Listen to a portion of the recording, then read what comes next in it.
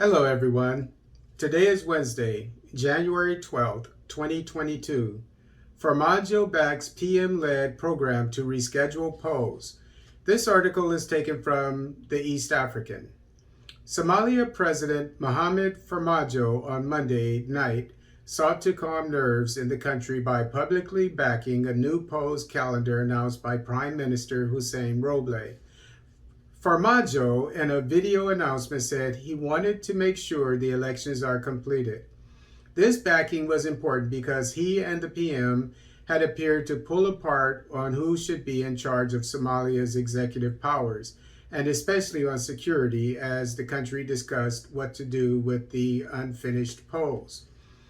For 3 years, Roble had been meeting stakeholders in Mogadishu.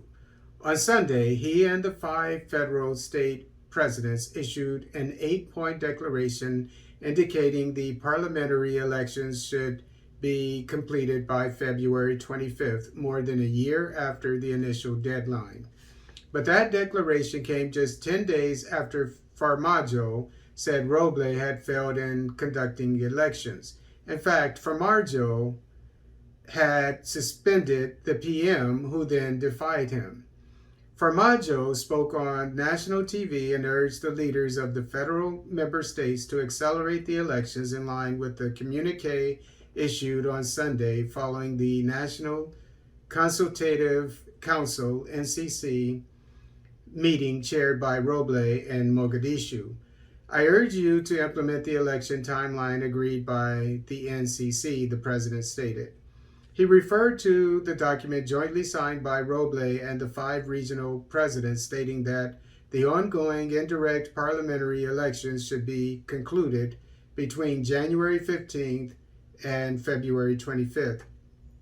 Farmaajo cited the importance of Somalia's armed forces and their role in securing the country, admiring the courage demonstrated by the uniformed personnel in defending the country. I commend the self-sacrifice of our forces in confronting the terrorists that are committed to spill the blood of our people and the destruction of their properties, he stressed. The president cited an ongoing plan to complete the Somalia Transition Plan, STN.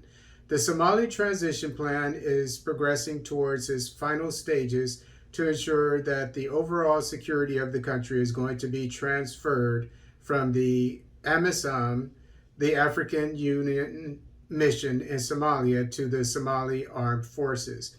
The president underlined that under his administration, Somalia's foreign policy had been based on cooperation and bilateral respect. We geared our foreign policy in a way that ensures cooperation, bilateral respect, that guarantees the honor and independence of our country, that has led Somalia to play significant international roles, Farmaajo remarked. He cited Somalia becoming a member of the United Nations Human Rights Commission and playing the role of deputy chair of the United Nations General Assembly. And as I said in another video today about Somalia and how it may discontinue its cooperation with the EU, which has an anti-piracy mission. Excuse me. And may be opting to partner with another player in the area because Russia's there competing with China, etc.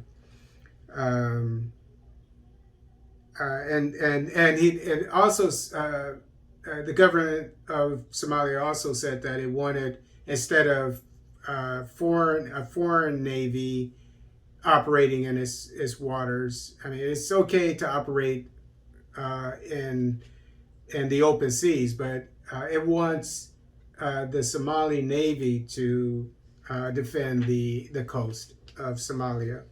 So obviously, Somalia is taking an independent stance here, which I completely agree with. And the same thing is going on with this article saying that AMISOM, which is different, it's a Pan-African mission, security mission, and Somalia, which has, I think it's 20, maybe 20,000 troops, which is a significant force comparatively, while Somalia only has 15,000 troops. So Somalia is saying that it wants to take over the security mission there and let AMISOM go with its 20,000 troops.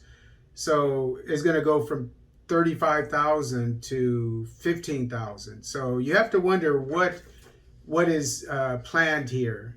You know, maybe I don't even want to